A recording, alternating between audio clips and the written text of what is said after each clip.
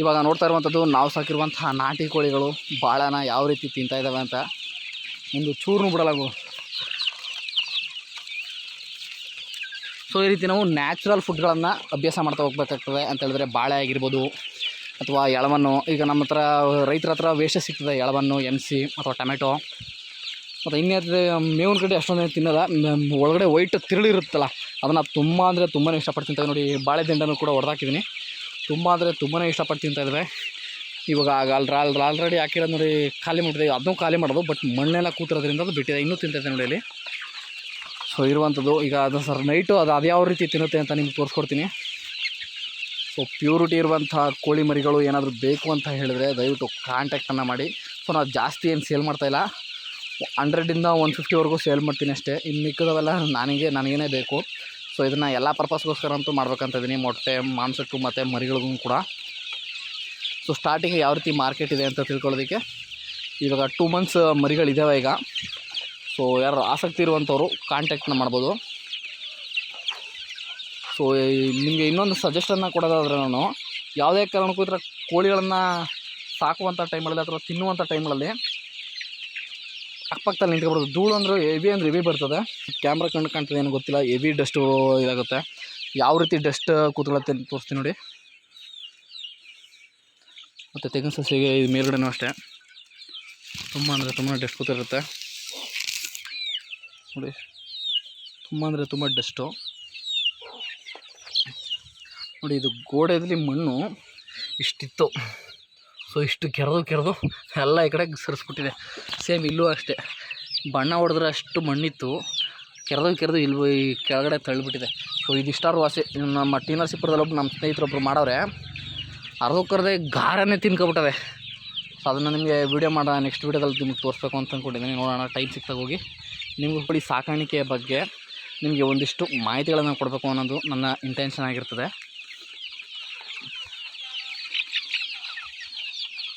ನೋಡಿ ಈಗ ಅರ್ಧಕ್ಕರ್ಧ ಖಾಲಿನೇ ಮಾಡ್ಬಿಡ್ದು. ಸೊ ಇದು ಕೂದಲು ಇಲ್ದಿರೋಂತೂ ಕೋಳಿಗಳು ಒಂದು 4-5 ಇದೆ. ತುಂಬ ಆ್ಯಕ್ಟಿವ್ ಆಗಿದೆ ಅದು ಕೂಡ. ಒಂದೇ ಒಂದು ಕೋಳಿ ಮಾತ್ರ ಸ್ವಲ್ಪ ವೀಕ್ ಆಗಿತ್ತು ಇವತ್ತು, ಸ್ವಲ್ಪ ಕ್ವಾರಂಟೈನ್ ಮಾಡಿದ್ದೀನಿ ಅದನ್ನು ಕೂಡ. ನೋಡಿ ತಂದೆ ಎಲೆಗಳು ಮಾತ್ರ ಚೆನ್ನಾಗಿ, ಆದರೆ ಬಲ್ತಿರೋ ಎಲೆಗಳಿರ್ತದಲ್ಲ ತೋರಿಸ್ತೀನಿ. ಈ ರೀತಿ ಬಲ್ತೋಗಿರ್ತದಲ್ಲ ಮಧ್ಯದಲ್ಲಿ, ಸೊ ಅದನ್ನು ಬಿದ್ದುಬಿಡ್ತವೆ, ತಿನ್ನಕ್ಕೆ ಹೋಗಲ್ಲ ಅದನ್ನು. ಬಟ್ ಮಧ್ಯ ತಿರುಳು ಎಳೆ ಬಾಳ ನೋಡಿ ಅದು ಯಾವ ಥರ ತಿಂತದೆ, ಎಳೆ ಬಾಳ ಅವೆಲ್ಲ. ವೈಟ್ಗಿರುವಂಥ ಬಾಳೆ ಎಲೆಗಳನ್ನು ಮಾತ್ರ ಚೂರು ಬಿಡಲ್ಲ, ಎಳಸು ಬಾಳೆ ಎಲೆಗಳನ್ನು ನೋಡಿ ಯಾವ ರೀತಿ ಕಚ್ಚಡ ತಿಂತಾ ಇದ್ದಾವೆ. ಒಂದೇ ಒಂದು ತಿಂದರೆ ಸಾಕು, ಎಲ್ಲಾದ್ರೂ ಹಿಂದೆ ಹೋಗಿ ಕಿತ್ಕೊಳ್ಳೋದಕ್ಕೆ ಸ್ಟಾರ್ಟ್ ಮಾಡ್ತವೆ.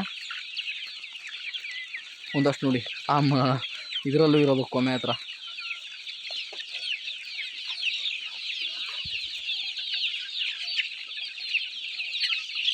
ಸೊ ಮಧ್ಯೆ ಇವಾಗ ಬೇಸಿಗೆ ಆಗಿರೋದ್ರಿಂದ ನೀರು ಕೂಡ ಮಡಿಕೋಬೇಕು, ಇಲ್ಲ ಅಂತ ಹೇಳಿದ್ರೆ ಡಿಹೈಡ್ರೇಷನ್ ಆಗ್ಬಿಡ್ತವೆ ಅದಕ್ಕೆ. ಸೊ ಡ್ರಿಂಕರು ಇದು 45 ದಿನದೊಳಗೆ ಮಾತ್ರ ಕೊಡಬೇಕು ಇದನ್ನು. ನಾನು ಹೆಂಗೆ ಬೇಕಾದ್ರೂ ಕುಡಿತಾವಲ್ಲ ಅಂದ್ಬಿಟ್ಟು ಇದು ಹಾಕಿರೋದು. ಜೊತೆಗೆ ಒಂದು ಬಾಣಲೆ ಮಾಡಿದ್ದೀನಿ. ಸೊ ಇನ್ನೇನೋ ಒಂದು ಪ್ರಾಡಕ್ಟ್ ಆರ್ಡರ್ ಮಾಡ್ತಾಯಿದ್ದೀನಿ, ಬಕೆಟಲ್ಲಿ ತೂತು ಮಾಡಿ ಡ್ರಿಂಕರಲ್ಲಿ ಕುಡಿಸುವಂಥದ್ದು. ಅದೇನಾದ್ರು ಬಂತು ಅಂತ ಹೇಳಿದ್ರೆ ಬಕೆಟ್ಗೆ ತೂತು ಮಾಡಿ ಹಾಕ್ಕೊಡ್ತೀನಿ. ಸೊ ಅದು ಬಕೆಟ್ ಏನಿಲ್ಲ ಅಂದರೂ 15ರಿಂದ 20 ಲೀಟ್ರ್ ಹಿಡಿತದೆ. ದಿನಕ್ಕೆ 1-2 ಸರಿ ತುಂಬಿಸ್ಬಿಟ್ರೆ ವರ್ಕೌಟ್ ಆಗ್ತದೆ. ಸೊ ಈಗ ನೋಡ್ತಾ ಇರುವಂಥದ್ದು ಮನೆ ನಾಟಿ ಕೋಳಿಗಳು ಕೂಡ ಅಲ್ಲೇ ಇದ್ದಾವೆ. ಅವಂತೂ ಭಾಳ ಅಂತೂ ಬಿಡೋದೇ ಇಲ್ಲ, ಬಲ್ತಿರಲಿ ಎಳ್ಸಿರಲಿ ಎಲ್ಲ ಖಾಲಿ ಮಾಡ್ಬಿಡ್ತವೆ.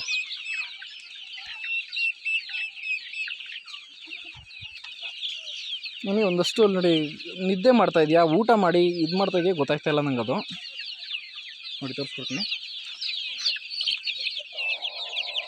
ನೋಡಿ. ಬಂದ ತಕ್ಷಣ ಹೋಯ್ತು. ಸ್ವಲ್ಪ ಬ್ರೀತಿಂಗ್ ಇತ್ತು, ಒಂದು 3-4 ಕೋಳಿಗಳಿಗೆ ಬ್ರೀತಿಂಗ್ ಸಂಬಂಧಪಟ್ಟಂಗೆ ಡಿಸೀಸ್ಗಳಾಗ್ತಾಯಿತ್ತು. ಸೊ ನೈಟ್ ಹೊತ್ತು ಸ್ಪ್ರೇ ಮಾಡಿದ್ದೀನಿ, ಅದನ್ನ ಸ್ವಲ್ಪ ಕಂಟ್ರೋಲ್ ಬಂದಿದೆ ಇವಾಗ. ಸೊ ಆ ಥರ 1-2ಕ್ಕೆ ಬಂದಿದ್ದಾಗಲೇ ನಾವು ವ್ಯಾಕ್ಸಿನೇಷನ್ನ ಮಾಡಿಬಿಡ್ಬೇಕು, ಇಲ್ಲ ಅಂತ ಹೇಳಿದ್ರೆ ಫಾರ್ಮ್ಗಳಿಗೆಲ್ಲ ಸ್ಪ್ರೆಡ್ಡಾಗಿ ಮಾರ್ಟಾಲಿಟಿ ಆಗುವಂಥ ಸಾಧ್ಯತೆಗಳಿರ್ತವೆ. ಸೊ ಇವಾಗ ಬಾಳೆ ಹಾಕಿದ್ದೀನಲ್ವ, ಇನ್ನೊಂದು ನೈಟ್ ಟೈಮ್ಗೆ MC ತುಂಬಿಡಿದ್ದೀನಿ ಒಂದು ಚೀಲ. ಅಂದರೆ ಅದು ಕೆಲವೊಬ್ಬರು ನಾಟಿ ಕೋಳಿ ಸಾಕಾಣಿಕೆ ಮಾಡುವಂಥವ್ರು ಮಾರ್ಕೆಟನ್ನು ಅವಲಂಬಿತರಾಗಿರ್ತಾರೆ. ಸೊ ನಾನು ಮಾರ್ಕೆಟ್ ಅವಲಂಬಿತಾಗಿಲ್ಲ, ನಮ್ಮ ಹತ್ತಿರದ ಯಾವುದೇ ರೀತಿಯಂಥ ಮಾರ್ಕೆಟ್ಗಳು ಇಲ್ಲ. ಹತ್ರ ಅಂತ ಹೇಳಿದ್ರೆ ನಿಮಗೆ ಟಿ ನರಸೀಪುರನೇ. ಸೊ ಅಲ್ಲಿ ತನಕ ಹೋಗಿ ವೇಸ್ಟೇಜ್ನೆಲ್ಲ ತರೋ ಬದಲು ನಮ್ಮ ಅಕ್ಕಪಕ್ಕದ ಜಮೀನುಗಳಲ್ಲೇ ಇರ್ತವೆ. ಬಾಳೆ ಆಗಿರ್ಬೋದು, ಈಗ ಟೊಮೊಟೊ ಅರ್ಧ ಎಕರೆ ಹಾಕಿದ್ದಾರೆ ಪಾಪ ಟೊಮೊಟೊ ರೈತರು. ನೀನೇ ಟೊಮೊಟೊ ಕೊಯ್ಕೊಂಡು ನೀನೇ ಕೋಳಿಗಳು ಹಾಕು ಅಂತ ಹೇಳಿದರೆ, ಸೊ ಅದಕ್ಕೋಸ್ಕರ ಅಂತೇಳಿ ನೋಡ್ತಾ ಇರ್ಬೋದು. ಈಗ ಒಂದು ಡ್ರಮ್ ಪೂರ್ತಿ ಹಾಕಿದ್ದೆ, ಸರಿ ತೋರಿಸ್ಕೊಡ್ತೀನಿ ನಿಮಗೆ. ಇದು ಒಂದು ಡ್ರಮ್ ಪೂರ್ತಿ ಟೊಮೊಟೊವನ್ನು ಫಿಲ್ ಮಾಡಿದ್ದೆ. ಸೊ ಇವಾಗ ಒಂದು ಅರ್ಧ ಖಾಲಿ ಮಾಡಿದ್ದೀನಿ. ಇನ್ನೂ ಏನಕ್ಕೆ ಈ ಡ್ರಮ್ಮಲ್ಲಿ ಟೊಮೊಟೊವನ್ನು ಮಡಿಕೊಂಡಿದ್ದೀನಿ ಅಂತ ಹೇಳಿದ್ರೆ, ಲಾರ್ವಾಗಳು ಬರ್ತವೆ. ನಿಮ್ಗೆ ತೋರಿಸ್ಕೊಡ್ತೀನಿ. ಫುಲ್ ಘಾಟಿದೆ ನೋಡಿ ಲಾರ್ವಾಗಳು.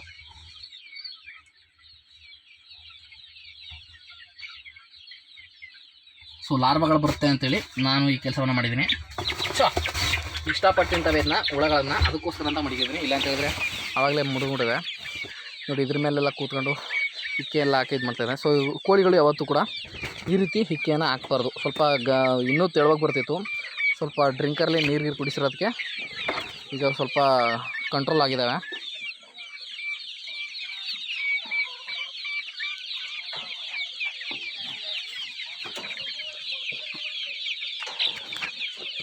ಸೊ ಇದು ಈ ಥರ ಗ್ರೀನ್ ಬಲೆಗಳನ್ನ ಹಾಕ್ಬಿಟ್ಕೋಬೇಕಾಗ್ತದೆ. ಇದು ಸ್ವಲ್ಪ ಹೇಳ್ಕೊಳಕ್ಕಾಗಲ್ಲ, ಅಷ್ಟೊಂದು ಸೇಫ್ಟಿ ಇಲ್ಲ ಇದು. ನಾವು ಎನಿ ಟೈಮ್ ಇರೋದ್ರಿಂದ ನಮಗೇನು ಅಷ್ಟೊಂದು ತೊಂದರೆ ಅನಿಸಲ್ಲ ಇದು. ಸೊ ಬೆಸ್ಟು, ನನ್ನ ಲೋ ಬಜೆಟ್ಗೆ ಇದು ಬೆಸ್ಟು. ಏನಾದರೂ ಈ ಎಕರೆ ಪೂರ್ತಿ ಬಿಡುವಂಥವ್ರು ಕಬ್ಬಿಣದ ಗೇಜ್ಗಳಿರುವಂಥ ಒಂದು ಜಾಲರಿ ತಂತಿಗಳನ್ನು ಹಾಕಬೇಕಾಗ್ತದೆ. ಇಲ್ಲ ಅಂತ ಹೇಳಿದ್ರೆ ಹಿಕ್ಕೀರ ಆಗಿರ್ಬೋದು, ಮುಂಗುಸಿ ಆಗಿರುವಂಥದ್ದು ಬಂದು ಕಾಟ ಕೊಡುವಂಥದ್ದು.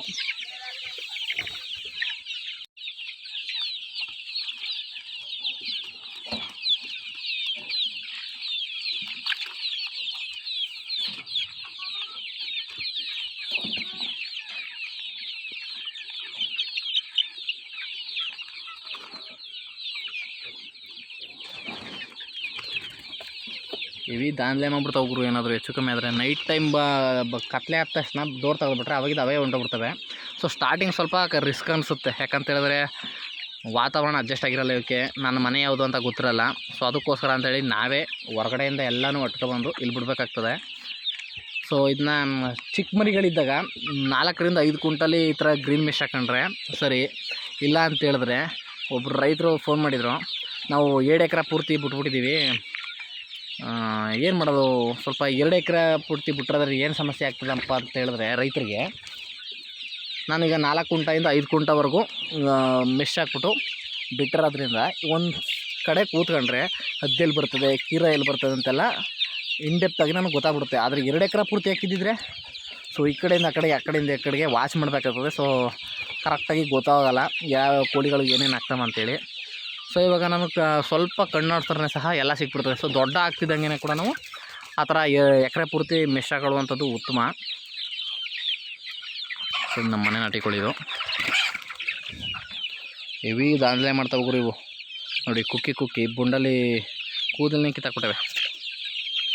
ಸೊ ಅದು ಡಿಸೀಸ್ ಅಲ್ಲ, ಕಚ್ಚಡಿ ಆ ಥರ ಮಾಡ್ಕೊಳ್ಳುವಂಥದ್ದು.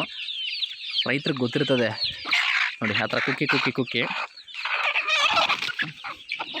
ಆ ಥರ ಆಗುವಂಥದ್ದು.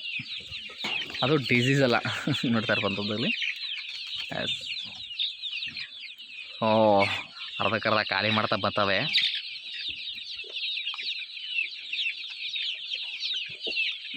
ಸೊ ಮಧ್ಯ ಸಿಳಿದ್ರೆ ಇನ್ನೂ ಚೆನ್ನಾಗಿ ತಿನ್ನುವಂಥದ್ದು.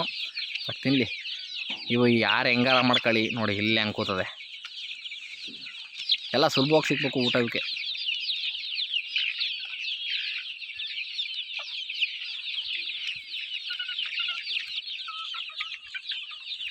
ನೋಡಿ ಬೃಹಸ್ಪತಿಗಳು ಹೆಂಗೆ ಕೂತವ್ರೆ ನಿದ್ದೆ ಮಾಡ್ತಾ.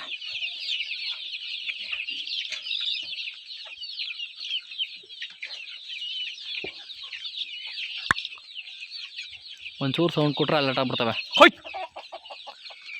ಎಲ್ಲ ಅಲರ್ಟ್ ಆಗ್ಬಿಡ್ತವೆ. ಹಳ್ಳಿಗಳು ನೋಡ್ತಾ ಅದೇ ಸೌಂಡ್ ಮಾಡಿದ್ದಕ್ಕೆ ಅವಾಗಿಂದ ಹೊಯ್ ನೋಡಿ ಸೌಂಡ್ ಮಾಡೋಕ್ಕೆ ಅಷ್ಟು ಮಾಡಿಬಿಡ್ತದೆ. ಸೊ ಈ ರೀತಿ ಅಂತ ಒಂದು 8-10 ಕೋಳಿ ಮರಿಗಳು ಇಷ್ಟು ಕೋಳಿಗಳಿಗಿದ್ದರೆ ಫಾರ್ಮ್ಗೊಂದು ಸೆಕ್ಯೂರಿಟಿ ಇದ್ದಂಗೆ. ಹಾವುಗಳ ಕಂಟ್ರೋಲ್ಗೋಸ್ಕರ ಅಂಥೇಳಿ ನೀವು ಟರ್ಕಿ ಕೂಡ ಸಾಕ್ಬೋದು. ಆದರೆ ನಮ್ಮ ಫಾರ್ಮ್ಗೆ ಅದರ ಅವಶ್ಯಕತೆ ಇಲ್ಲ ಅನ್ಕೊಳ್ತೀನಿ. ಯಾಕಂತ ಹೇಳಿದ್ರೆ ಇಲ್ಲಿ ನವುಲುಗಳು ಕೋಳಿ ರೀತಿಯೇ ಓಡಾಡ್ತಿರ್ತವೆ ಹೊರಗಡೆ. ಬಂದು ಹಾವುಗಳನ್ನೆಲ್ಲ ಒಂಚೂರು ಇಲ್ದಂಗೆ ಕಂಟ್ರೋಲ್ ಮಾಡಿದೆ. ಇಲ್ಲಿ ಒಂದೇ ಒಂದು ಹಾವಿದೆ, 6 ರಿಂದ 7 ಅಡಿ ಇದೆ. ನೋಡಿದ್ರೆ ಸ್ವಲ್ಪ ಭಯ ಆಗ್ಬೇಕು ಆ ರೀತಿ. ಸೊ ಇಲ್ಲಿ ನವಿಲುಗಳು ಜಾಸ್ತಿ ಇರೋದ್ರಿಂದ ಹಾವುಗಳು ತುಂಬ ಅಂದರೆ ತುಂಬಾ ಕಂಟ್ರೋಲ್ ಆಗಿರುವಂಥದ್ದು. ಸೊ ಇಲ್ಲ ಅಂತ ಹೇಳಿದ್ರೆ ಇಲ್ಲಿ ಇಷ್ಟೊತ್ತಿಗಾಗಲೆಲ್ಲ ಓಡಾಡ್ತಿರ್ಬೇಕು.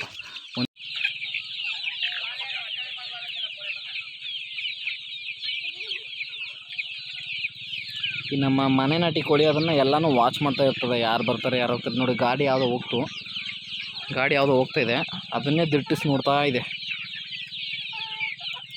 ಸೊ ನಮ್ಮ ಕೋಳಿಗಳು ಹಳೇದಾಯ್ತಾ ಹೋಗ್ತಿದ್ದಂಗೆ ಫುಡ್ ಕನ್ಸಂಪ್ಷನ್ನ ಸ್ವಲ್ಪ ಕಡಿಮೆ ಮಾಡುತ್ತೆ. ಸೊ ಪ್ರಿಡೇಟರ್ಗಳನ್ನ ಜಾಸ್ತಿ ನೋಡ್ತಾ ಇರುತ್ತೆ, ಯಾವ್ದಾದ್ರು ನಮ್ಮ ಫ್ಯಾಮಿಲಿ ಬಗ್ಗೆ ಅಟ್ಯಾಕ್ನ ಮಾಡ್ಬೋದೇನೋ ಅಂತ ಒಂದು ಕಾನ್ಸಂಟ್ರೇಟ್ ಮಾಡ್ತಾ ಹುಡುಕ್ತಾ ಇರುತ್ತೆ. ಯಾರಾದರೂ ಆಕಾಶದಲ್ಲಿ ಏನಾರು ಬಂದ ತಕ್ಷಣ ಇದು ಸಿಗ್ನಲನ್ನು ಕೊಟ್ಟಾದ ತಕ್ಷಣವೇ ಎಲ್ಲ ಕೂಡ ಹೈಡ್ ಆಗಿಬಿಡ್ತವೆ. ನೋಡ್ತಿರುವಂಥದ್ದು ಈಗ ಎಲ್ಲ ಕೋಳಿಗಳು ತಮ್ಮ ಕೆಲಸದಲ್ಲಿ ನಿರತರಾಗವ್ರೆ. ನೈಟ್ ಟೈಮ್ ಒಂದು ಟೈಮು ಈ ಫೀಡ್ ಹಾಕಾಯ್ತೀನಿ ಜೋಳ ಅಂತ.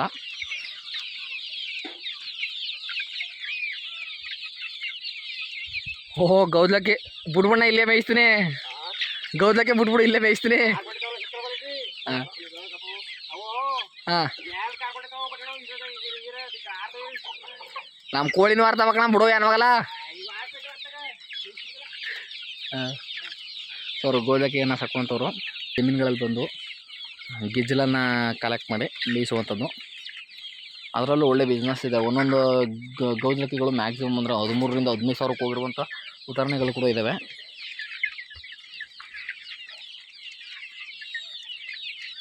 ಸೊ ಇವೆಲ್ಲ ಒಟ್ಟ ತುಂಬಿ ನೀಟಾಗಿ ಮನಗವೆ.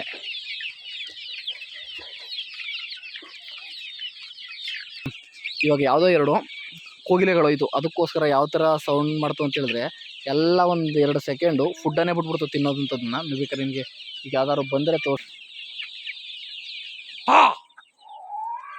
ನೋಡಿ ಸೌಂಡ್ ಮಾಡಿದಾಗ ಸ್ಟಾರ್ಟ್ ಆಗಿಬಿಡುತ್ತೆ. ಅವೆಲ್ಲ ಕತ್ತನ್ನು ಮೇಲ್ ಮಾಡಿ ಆಕಾಶದ ಕಡೆ ನೋಡೋಕೆ ಸ್ಟಾರ್ಟ್ ಮಾಡ್ತಾ ಯಾವ್ದು ಬರ್ತಾಯಿದೆ ಪ್ರಿಡೇಟರ್ನ ನೋಡೋದಕ್ಕೆ ಅಂತೇಳಿ ಅರ್ತ್ಕೊಂಡು ಸೈಡ್ಕೊಂಡ್ಬಿಡುತ್ತೆ. ನೋಡಿ ಯಾವ ರೀತಿ ತಿಂತಾಯಿದೆ. ಈಗ ಒಂದು ಕಡೆಯಿಂದ ತಿನ್ಕೊಬರ್ತದೆ, ಯಾಕಂದರೆ ಇದು ಎಲ್ಲನೂ ಕ್ಲೀನ್ ಮಾಡಿ ತಿರುಳನ್ನು ಮಾತ್ರ ತಗೊಂಡಿದ್ದೀನಿ, ಭಾರ ಹೊರೋದು ಬೇಡ ಅಂತೇಳಿ ನೀಟಾಗಿ ತಿನ್ಕೊಬರ್ತಾಯಿದೆ. ಇಲ್ಲಿ ಒಳಗೆ ಬಿದ್ದೋಗ್ಬಿಡುತ್ತೆ ಗುರು ಸೀರಿಯಸ್ಲಿ. ಯಾವ ರೀತಿ ಬಾಳೆ ಎಲೆನ ಖಾಲಿ ಮಾಡಿದ್ದಾವೆ ಅಂತ ನಿಮಗೆ ಲಾಸ್ಟ್ ರಿಸಲ್ಟ್ನ ವೀಡಿಯೋನ ಅಪ್ಲೋಡ್ ಮಾಡ್ತೀನಿ, ನೋಡ್ಕೊಳ್ಳಿ.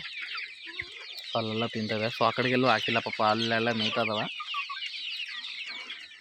ಸೊ ಇಷ್ಟು ಖಾಲಿ ಮಾಡಿದ್ದೇವೆ. ಇನ್ನೂ ಖಾಲಿ ಮಾಡೋದು ಯಾಕಪ್ಪ ಅಂತ ಹೇಳಿದ್ರೆ ಇವಾಗ ಇದಕ್ಕಿಂತ ಬೆಸ್ಟ್ ಕ್ವಾಲಿಟಿ ಫುಡ್ಡಲ್ಲಿ ಸಿಗ್ತಲ್ಲ, ಅಲ್ಲಾರ್ಬಿಟ್ಟವೆ ಮತ್ತೆ ಬತ್ತವೆ ನೋಡ್ಕೊಳ್ಳಿ ಇದು ಖಾಲಿ ಮಾಡೋದಕ್ಕೆ. ಸೊ ಆದರೂ ಅರ್ಧ ಖಾಲಿ ಮಾಡಿದ್ದಾವೆ. ತಿರುಳುಗಳನ್ನ ನೋಡಿ ಯಾವ ರೀತಿ ಎಷ್ಟು ಕಾಲಿತ್ತು, ಇಷ್ಟು ಖಾಲಿ ಮಾಡಿದ್ದಾವೆ ನೋಡಿ. ಕುಕ್ಕಿ ಯಾವ ರೀತಿ ಮಾಡಿದೆ. ಸೊ ಪಾಪ ಇಲ್ಲಿ ನೋಡಿ ಇದು ನಮ್ಮ ಮನೆ ನಾಟಿ ಕುಕ್ಕಿ ಪಾಪ ಬೊಂಡೆಲೆಲ್ಲ ಕೂದಲೆಲ್ಲ ಹೋಗಿಸ್ಬಿಟ್ಟಿದೆ. ಮೇ ಬಿ ಇದನ್ನು ಕ್ವಾರಂಟೈನ್ ಮಾಡ್ಬಿಡ್ತೀನಿ, ಇಲ್ಲ ಅಂತ ಹೇಳಿದ್ರೆ ಕ್ವಾರಂಟೈನ್ ಮಾಡ್ಬಿಡ್ತೀನಿ. ನೋಡಿ ಬೊಂಡಲ್ಲಿ ಯಾವ ರೀತಿ ಮಾಡಿಬಿಟ್ಟಿದೆ ನೋಡಿ. ಚೆನ್ನಾಗಿ ತಿಂದಿದೆ, ಆದರೂ ಮೇವು ಮಾತ್ರ ಚೆನ್ನಾಗಿ ತಿಂದಿದೆ. ಕಾಣ್ತಾ ಇರ್ಬೋದು ಇಲ್ಲಿ ಮೇವು ಕೂಡ ಇದು ಮೇವು ಚೆನ್ನಾಗಿ ತಿಂದಿದೆ, ಇನ್ನು ತಿಂತಾವೆ. ಸೊ ಇದನ್ನು ಕ್ವಾರಂಟೈನ್ ಮಾಡ್ಬಿಡ್ತೀನಿ ಕಂಡ್ರೆ, ಇಲ್ಲ ಅಂತ ಹೇಳಿದ್ರೆ ಇದು ಬದುಕೋದು ತುಂಬ ಸ್ವಲ್ಪ ಕಷ್ಟ ಆಗುತ್ತೆ. ಇದಕ್ಕೇನು ಏನಂದ್ರೆ ಏನು ಸಮಸ್ಯೆ ಇಲ್ಲ ಇದು, ಬಟ್ ನಾವು ಕಾನ್ಸಂಟ್ರೇಟ್ ಮಾಡಲೇಬೇಕಾಗ್ತದಲ್ಲ, ನಮ್ಮ ಕನ್ಸಲ್ಟೆನ್ಸಿ ಇರಲೇಬೇಕು.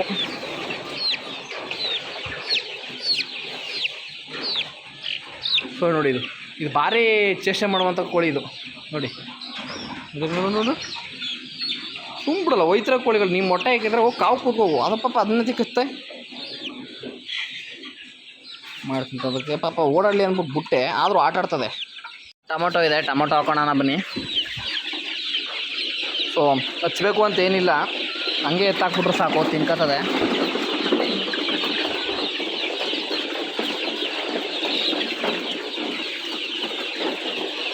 ತುಂಬ ಚೆನ್ನಾಗಿ ತಿಂತವೆ.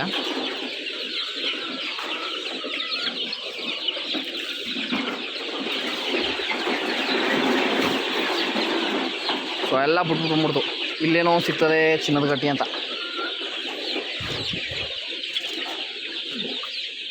ಸೊ ಈ ಥರದ ಐಟಮ್ಗಳನ್ನೆಲ್ಲ ಹಾಕಿದ್ರೆ ಬೇಸಿಗೆಗಾಲದಲ್ಲಿ ಸ್ವಲ್ಪ ಕಂಟ್ರೋಲ್ ಆಗ್ತದೆ.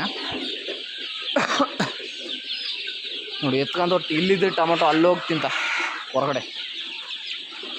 ಭಾರಿ ಚೇಷ್ಟೆ ಆಯಿತು ಗುರು, ಇದನ್ನ ಹಂಗೆ ಆಗಲಿ ಕೂಡಾಕ್ತೀನಿ ಇವನ್ನ. ಹೋಗೋಣ ಕಾವು ಕೂತ್ಕೋ.